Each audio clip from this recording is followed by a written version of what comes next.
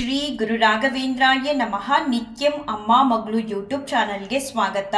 ನನ್ನ ವಿಡಿಯೋ ನೋಡ್ತಿರುವಂತಹ ಪ್ರತಿಯೊಬ್ಬರಿಗೂ ನನ್ನ ನಮಸ್ಕಾರಗಳನ್ನ ತಿಳಿಸ್ತಾ, ಹಾಗೆ ನಿಮ್ಮೆಲ್ರಿಗೂ ಸಂಕ್ರಾಂತಿ ಹಬ್ಬದ ಶುಭಾಶಯಗಳು. ತಡವಾಗಿ ತಿಳಿಸ್ತಿದ್ದೀನಿ, ಬ್ಯುಸಿ ಇದ್ದ ಕಾರಣ. ಇವತ್ತಿನ ಈ ವಿಡಿಯೋದಲ್ಲಿ ರಾಯರಿಂದ ನನಗಾದಂಥ ಒಂದು ಅನುಭವನ ತಿಳಿಸ್ತಾ ಇದ್ದೀನಿ. ತುಂಬಾನೇ ಅನುಭವಗಳು ಆಗಿದೆ ನನ್ನ ಬದುಕಲ್ಲಿ. ರಾಯರು ಬಂದ ಮೇಲೆ, ನಾನು ರಾಯರನ್ನ ಪೂಜಿಸೋದಕ್ಕೆ ಶುರು ಮಾಡಿದ್ಮೇಲೆ ಈ ಅನುಭವನ ನಾನು ಕೂಡ ನಂಬೋದಕ್ಕೆ ಅಸಾಧ್ಯ ಅಂತ ಒಂದು ಅನುಭವನ ರಾಯರು ನನ್ನ ಜೀವನದಲ್ಲಿ ಮಾಡಿಕೊಟ್ಟಿದ್ದಾರೆ. ರಕ್ತ ಸಂಬಂಧಗಳ ವಿಚಾರ ಬಂದಾಗ ನಾನು ಶೂನ್ಯ ಜಾಗದಲ್ಲಿ ಇದ್ದೆ. ತುಂಬಾ ಬಾರಿ ನಾನು ರಾಯರ ಹತ್ರ ಕೇಳ್ತಿದ್ದೆ, ಯಾಕೆ ಈ ರೀತಿ? ಎಲ್ಲರೂ ಇದ್ದಾರೆ, ಆದರೆ ಎಲ್ಲರಿಂದ ನಾನು ದೂರ. ಏನು ಕಾರಣ ಅಂತ ತಿಳಿದು ನನ್ನನ್ನು ನೋಡಿದ್ರೆ ಅಪಾರ್ಥ ಮಾಡ್ಕೊಳ್ತಿದ್ರು ನನ್ನ ಒಡ ಹುಟ್ಟಿದವರು. ಮತ್ತು ನನ್ನ ಮಾತು ಅವ್ರಿಗೆ ಇಷ್ಟ ಆಗ್ತಿರ್ಲಿಲ್ಲ. ನಾನಾ ಕಾರಣಗಳು ನನ್ನನ್ನು ಅವರು ದ್ವೇಷಿಸೋದಕ್ಕೆ. ಅದು ನೆನಪಾದಾಗೆಲ್ಲ ನಾನು ರಾಯರ ಹತ್ರ ಹೇಳ್ತಿದ್ದೆ, ಯಾಕೆ ಈ ರೀತಿ? ನಾನೇನು ಅಂತ ನಿಮ್ಗೆ ಅರ್ಥ ಆಗುತ್ತೆ, ಆದರೆ ಅವ್ರಿಗೆ ಅರ್ಥ ಆಗಲ್ವಲ್ಲ, ಯಾಕೆ ಈ ಥರ ಮಾಡ್ತಾರೆ? ನನಗೆ ಸಂಬಂಧ ಅನ್ನೋ ವಿಚಾರಗಳು ಬಂದಾಗ ನಾನು 0 ಜಾಗದಲ್ಲಿದ್ದೀನಿ ಅಂತ ಹೇಳಿ ಎಷ್ಟೋ ಬಾರಿ ನಾನು ಅವ್ರ ಮುಂದೆ ಕಣ್ಣೀರಿಟ್ಟಾಗೆಲ್ಲ ರಾಯರು ನನಗೆ ಆಶೀರ್ವಾದ ಮಾಡೋರು. ಅಲ್ಲಿಗೆ ಸುಮ್ಮನಾಗ್ತಿದೆ. ಅವ್ರದ್ದು ಒಂದು ಆಶೀರ್ವಾದ ನನಗೆ ಸಮಾಧಾನ ಮಾಡಿದ ಹಾಗೆ ಸುಮ್ಮನಾಗ್ತಿದೆ. ಇತ್ತೀಚೆಗಷ್ಟೇ ನನ್ನ ಮಗಳದು ಆರತಿ ಶಾಸ್ತ್ರನ ನಾನು ಇಟ್ಕೊಂಡಿದ್ದೆ 12ನೇ ತಾರೀಕು.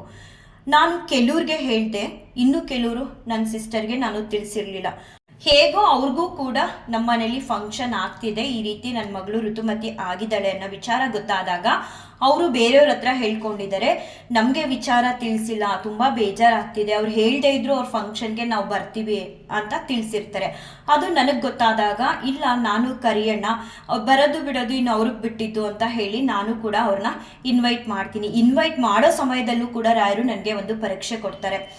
ನಾನು ರಾಯರನ್ನ ತುಂಬ ನಂಬ್ತೀನಿ, ಏನೇ ಆದರೂ ಅದು ರಾಯಪ್ಪನಿಂದ ಅಂತ ಬದುಕ್ತೀನಿ. ಹೀಗಿರುವಾಗ ಒಂದು ಕಡೆ ಫಂಕ್ಷನ್ಗೆ ಪ್ರಿಪ್ರೇಷನ್ ಆಗಿದೆ, ಇನ್ವೈಟ್ ಕೂಡ ಮಾಡಿದ್ದೀವಿ, ಹೋಟೆಲಲ್ಲಿ ಅಡ್ವಾನ್ಸ್ ಕೂಡ ಕಟ್ಟಿದ್ದೀವಿ. ಅದೇ ಸಮಯಕ್ಕೆ ಸರಿಯಾಗಿ ಒಂದು 30-40 ಜನನ ಕರೆದಿರ್ತೀವಿ. ನಮ್ಮ ತಾಯಿಗೆ ಸೀರಿಯಸ್ ಆಗಿದೆ ಅಂತ ಒಂದು ಅಕ್ಕ ಫೋನ್ ಮಾಡಿ ಹೇಳ್ತಾರೆ. ನನಗೆ ಆ ಕ್ಷಣ ಏನು ಮಾಡಬೇಕು ಅಂತ ಗೊತ್ತಾಗಲ್ಲ. ಒಂದು ಕಡೆ ಅಮ್ಮ, ಒಂದು ಕಡೆ ಮಗಳು ಫಂಕ್ಷನ್ ನಿಂತರೆ ಏನಾಗುತ್ತೆ, ಅಡ್ವಾನ್ಸ್ ಎಲ್ಲ ಕಟ್ಬಿಟ್ಟಿದ್ದೀವಿ. ಇನ್ನೊಂದು ಕಡೆ ತಾಯಿಗೆ ತುಂಬ ಸೀರಿಯಸ್ಸು. ನಿಜವಾಗ್ಲೂ ಇದು ರಾಯರೇ ನನಗೆ ಕೊಟ್ಟಂಥ ಪರೀಕ್ಷೆ. ನಾನು ಎಷ್ಟು ಅವ್ರ ಮೇಲೆ ನಂಬಿಕೆನ ಇಟ್ಟಿದ್ದೀನಿ, ಏನು ಮಾಡ್ತಾಳೆ, ಏನಾದರೂ ನಾನು ರಾಯರ ಜೊತೆ ಕೂತು ರೇಗ್ತೀನ ಅಥವಾ ಜೋರಾಗಿ ಮಾತಾಡ್ತೀನ, ಈ ರೀತಿ ಪರೀಕ್ಷೆ ಕೊಟ್ಟಿದ್ರು ರಾಯರು ನೋಡೋದಕ್ಕೆ ಅಂತಲೇ. ಯಾಕಂದರೆ ನಮ್ಮ ತಾಯಿ ಇವತ್ತಿಗೂ ಚೆನ್ನಾಗಿದ್ದಾರೆ. ಫಂಕ್ಷನ್ ಮುಗಿದು ಒಂದು 4 ದಿನ ಆಯಿತು, ಚೆನ್ನಾಗಿದ್ದಾರೆ. ತುಂಬ ಸೀರಿಯಸ್ ಆಗಿತ್ತು. ಅವರು ಬಿದ್ದು ತಲೆಗೆ ಪೆಟ್ಟಾಗಿ ಉಳಿಯೋದೇ ಇಲ್ಲ ಅಂತ ನನ್ನ ಸಿಸ್ಟರ್ ಕೂಡ ಫೋನ್ ಮಾಡಿ ಅಳ್ತಾ ಇದ್ಲು. ನನಗೆ ನಮ್ಮ ಮನೆಯವ್ರಿಗೆ ಏನು ಮಾಡಬೇಕು ಅಂತ ಗೊತ್ತಿಲ್ಲ. ಎಲ್ಲ ಕಡೆ ಫಂಕ್ಷನ್ ಅಂತ ಗೊತ್ತಾಗಿದೆ, ಎಲ್ಲ ಪ್ರಿಪ್ರೇಷನ್ ಕೂಡ ಆಗಿದೆ. ಪ್ರತಿಯೊಂದಕ್ಕೂ ಡೆಕೋರೇಷನ್ ಆಗಲಿ, ನಾವು ಏನು ಅರೇಂಜ್ಮೆಂಟ್ ಮಾಡ್ಕೊಂಡಿದ್ದೋ ಎಲ್ಲದಕ್ಕೂ ಅಡ್ವಾನ್ಸ್ ಅಂತ ಕೊಟ್ಬಿಟ್ಟಿದ್ದೀವಿ. ನನಗೆ ರಾಯರನ್ನ ಹೋಗಿ ಅನುಮಾನಿಸೋದಕ್ಕೆ ಆಗಲ್ಲ, ಯಾಕಂದರೆ ನಾಳೆಗಳ ಚಿಂತೆನೆ ಬರೋದಕ್ಕೆ ಬಿಡಲ್ಲ. ಇನ್ನು ಈ ರೀತಿ ಯಾಕೆ ಈ ಥರ ಆಗ್ತಿದೆ, ನಾನು ಹೋಗಿ ರಾಯರನ್ನ ಹೇಗೆ ಕೇಳೋದು? ನಾನು ಅನುಮಾನಿಸ್ದಂಗೆ ಆಗಲ್ವಾ? ಸ್ವಲ್ಪ ಮನಸ್ಸಲ್ಲಿ ಗೊಂದಲ ಕೂಡ ಇತ್ತು. ಹೋಗಿ ಮಾತಾಡಿದ್ರೆ ರಾಯರು ಏನು ಅಂದ್ಕೊಳ್ತಾರೋ.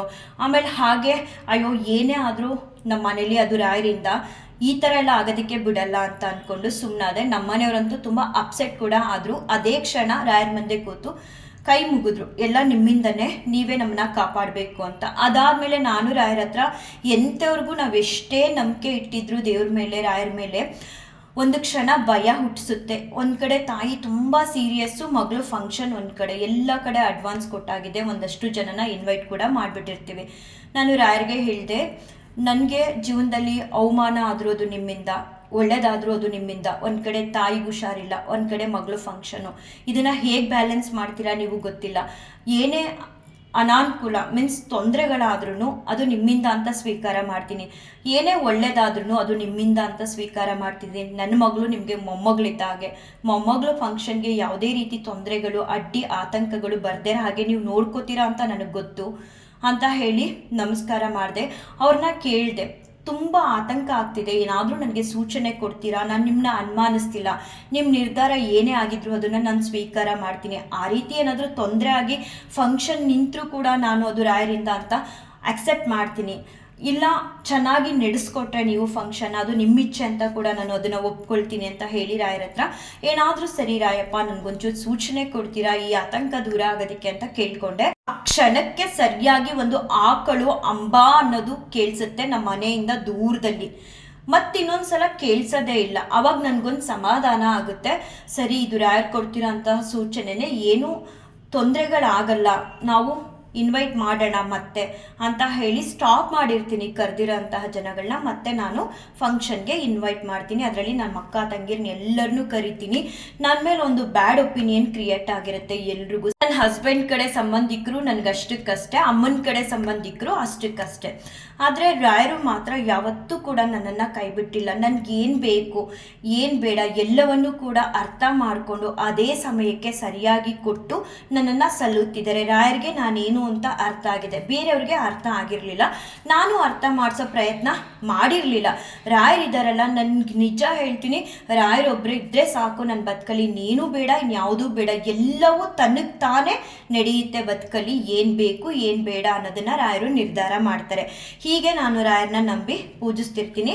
ಇನ್ನೂ ಒಂದು ವಿಚಾರ ಏನು ಹೇಳಬೇಕಂದ್ರೆ, ನನ್ನ ಪೂಜೆ ವಿಡಿಯೋಗಳನ್ನ ನನ್ನ ಅಕ್ಕ ತಂಗಿರು ಕೂಡ ನೋಡ್ತಿರ್ತಾರೆ. ಅದು ನನಗೆ ಗೊತ್ತಿರಲ್ಲ, ಆಮೇಲೆ ನನಗೆ ಗೊತ್ತಾಗುತ್ತೆ.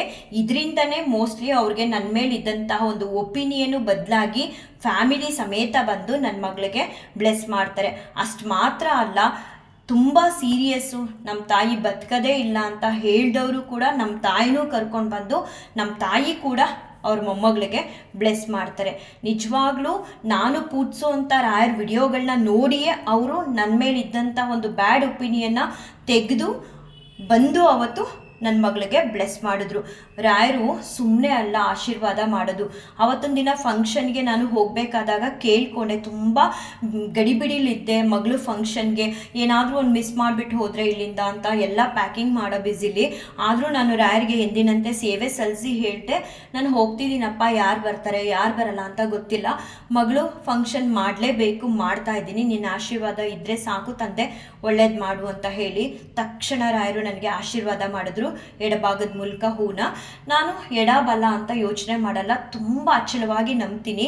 ಒಂದು ಪರಿಸ್ಥಿತಿ ಬಂತು, ನಮ್ಮ ತಾಯಿ ಉಳಿಯಲ್ಲ, ಈ ಕಡೆ ನನ್ನ ಮಗಳು ಫಂಕ್ಷನ್ ಅಂತ, ಆಗ್ಲೂ ಕೂಡ ನಾನು ರಾಯರ್ಗೆ ಕೋಪದಿಂದ ಏನು ಮಾತು ಆಡಲಿಲ್ಲ. ಒಂದೊಂದ್ಸಲ ನಾನು ರಾಯರ್ನ ಅನುಮಾನಿಸ್ತೀನ ಅಂತ ಕೂಡ ರಾಯರು ನನಗೆ ಪರೀಕ್ಷೆ ಮಾಡ್ತಾರೆ. ಆದರೆ ನಾನು ಯಾವತ್ತೂ ಕೂಡ ರಾಯರ್ನ ಅನುಮಾನಿಸಿಲ್ಲ, ಯಾಕಂದರೆ ಅವ್ರ ಭಕ್ತರಿಗೆ ಯಾವುದೇ ತೊಂದರೆಗಳಾಗದೇ ಹಾಗೆ ಜೊತೆಲಿ ಇರ್ತಾರೆ. ನಾನೇನು 10-12 ವರ್ಷದಿಂದ ಅವ್ರ ಭಕ್ತೆ ಅಲ್ಲ, ಈಗ 1.5 ವರ್ಷದಿಂದ ರಾಯರನ್ನ ನಾನು ಪೂಜಿಸ್ತಿರೋದು. ನನ್ನ ಪ್ರತಿಯೊಂದು ಕಷ್ಟಗಳಲ್ಲೂ ರಾಯರಿರ್ತಾರೆ. ನನಗೆ ಫಂಕ್ಷನ್ಗೆ ಏನು ಬೇಕು ಬೇಡ ಫೈನಾನ್ಷಿಯಲಿ ಪ್ರತಿಯೊಂದು ಕೂಡ ನನಗೆ ರಾಯರು ಸಹಾಯ ಮಾಡಿದ್ರು. ಅಷ್ಟೇ ನಾನು ರಾಯರ ಹತ್ರ ಪ್ರತಿಯೊಂದನ್ನು ಕೂತು ಮಾತಾಡ್ತಿದ್ದೆ, ನನಗೆ ಈ ಥರ ಮಾಡಬೇಕು ಅಂತ ಇಷ್ಟ, ಈ ರೀತಿ ಇದೆ ನನ್ನ ಪ್ಲ್ಯಾನಿಂಗು ರಾಯಪ್ಪ, ಇದಕ್ಕೆಲ್ಲ ನೀವು ಸಹಾಯ ಮಾಡಬೇಕು ಅಂತ ನಾನು ಸುಮಾರು ಸಲ ಹೇಳ್ತೀನಿ. ಇವತ್ತು ಕೂಡ ಹೇಳ್ತಿದ್ದೀನಿ, ನಾವು ರಾಯರ ಹತ್ರ ದುಡ್ಡನ್ನ ಕೇಳೋದಕ್ಕೆ ಹೋಗಬಾರ್ದು. ನಮ್ಗೆ ಏನು ಬೇಕು ಅದನ್ನು ತಿಳಿಸಿದ್ರೆ ರಾಯರೇ ನಿಂತು ಪ್ರತಿಯೊಂದನ್ನು ಮಾಡಿಕೊಡ್ತಾರೆ. ನನ್ನ ಬದುಕಲ್ಲಂತೂ ಅದು ತುಂಬ ಚೆನ್ನಾಗಿ ರಾಯರು ನಡೆಸ್ಕೊಡ್ತಿದ್ರೆ. ಎಷ್ಟು ಚೆನ್ನಾಗಾಯಿತು ಫಂಕ್ಷನ್ ಅಂದರೆ ಇದಕ್ಕೆಲ್ಲ ಕಾರಣ ರಾಯರೇ ಪರೀಕ್ಷೆ ಕೊಡ್ತಾರೆ, ರಾಯರೇ ನಮ್ಮನ್ನು ಕಾಪಾಡ್ತಾರೆ. ನಾವು ಆ ಕ್ಷಣದಲ್ಲಿ ಹೇಗೆ ಅವ್ರ ಮೇಲೆ ನಂಬಿಕೆ ಇಟ್ಟಿದ್ದೀವಿ ಅನ್ನೋದನ್ನು ಕೂಡ ಅವರು ನೋಡ್ತಾರೆ ಕಾದು. ನಮ್ಮ ತಾಯಿಗೆ ನಾವು 6 ಜನ ಹೆಣ್ಮಕ್ಳು, ಅದರಲ್ಲಿ 3 ಅಕ್ಕಂದಿರಿದ್ದಾರೆ, 2 ತಂಗಿರಿದ್ದಾರೆ. ನಾವು 6 ಜನ ಒಂದು ಕಡೆ ಸೇರಿಬಿಟ್ರೆ ಕಿತ್ತಾಟ ತಪ್ಪಿದಲ್ವೇ ಅಲ್ಲ, ಅಷ್ಟು ಕಿತ್ತಾಡ್ತೀವಿ. ಕೆಲವ್ರು ಹೇಳ್ತಾರೆ ಗೊತ್ತಾ ನಿಮಗೆ, ಬ್ರಹ್ಮ ಬಂದರೂ ಕೆಲವು ಸಮಸ್ಯೆಗಳನ್ನ ಸರಿ ಮಾಡೋದಕ್ಕೆ ಆಗಲ್ಲ ಅಂತ. ಹಾಗಿತ್ತು ನಮ್ಮ 6 ಜನ ಮಧ್ಯ ಮನಸ್ತಾಪಗಳು.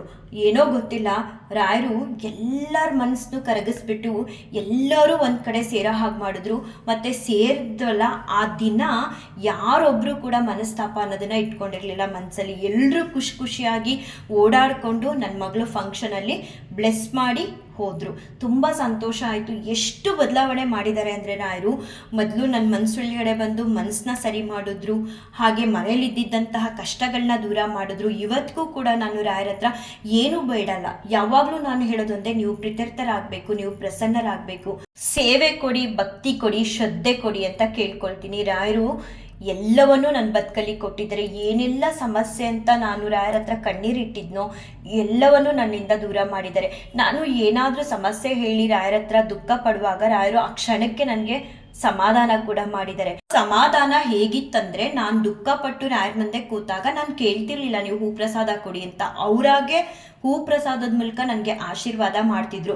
ಆ ಆಶೀರ್ವಾದ ಇವಾಗ ಸತ್ಯ ಆಗಿದೆ. ನಿಜವಾಗ್ಲೂ ನಾನು ಶೂನ್ಯ ಜಾಗದಲ್ಲಿದ್ದೀನಿ ಸಂಬಂಧಗಳ ವಿಚಾರದಲ್ಲಿ ಅಂತ ದುಃಖಪಟ್ಟಾಗ ಮಾಡಿದಂಥ ಆಶೀರ್ವಾದ ಇವಾಗ ಸತ್ಯ ಆಗಿದೆ. ಎಲ್ಲರೂ ಕೂಡ ಜೊತೆ ಸೇರಿದ್ರು. ಅವತ್ತು ನನ್ನ ಮಗಳು ಫಂಕ್ಷನ್ ದಿನ ತುಂಬ ಸಂತೋಷ ಪಟ್ಟೆ. ಮನೆಗೆ ಬಂದ ತಕ್ಷಣ ನಾನು ರಾಯರ್ಗೆ ಥ್ಯಾಂಕ್ಸ್ ಹೇಳಿದೆ. ಆ್ಯಕ್ಚುಲಿ ಶನಿವಾರ ಭಾನುವಾರ 2 ದಿನ ಕೂಡ ನಾನು ಹೆಚ್ಚು ಸಮಯ ರಾಯರ್ ಮುಂದೆ ಕೂತು ಸೇವೆ ಸಲ್ಲಿಸೋಕ್ಕಾಗಿರಲಿಲ್ಲ.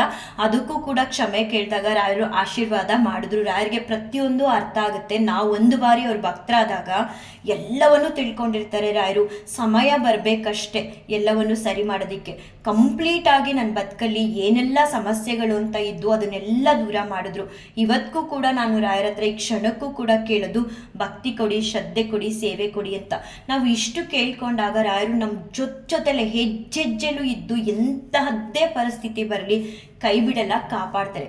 ಅವರು ಪರೀಕ್ಷೆ ಕೂಡ ಕೊಡ್ತಾರೆ, ಅದನ್ನು ನಾವು ಎದುರಿಸ್ಬೇಕು, ನಂಬಬೇಕು. ಏನೂ ಆಗಲ್ಲ, ರಾಯರಿದ್ದಾರೆ, ಕಾಪಾಡ್ತಾರೆ. ನಮಗೊಂದು ಒಳ್ಳೆ ದಿನ ಅನ್ನೋದನ್ನ ಕೊಟ್ಟೇ ಕೊಡ್ತಾರೆ ಅಂತ. ರಾಯರು ಎಲ್ಲರಿಗೂ ಒಳ್ಳೇದು ಮಾಡಲಿ. ಶ್ರೀ ಕೃಷ್ಣಾರ್ಪಣಮಸ್ತು, ಶ್ರೀ ಕೃಷ್ಣಾರ್ಪಣಮಸ್ತು, ಶ್ರೀ ಕೃಷ್ಣಾರ್ಪಣಮಸ್ತು.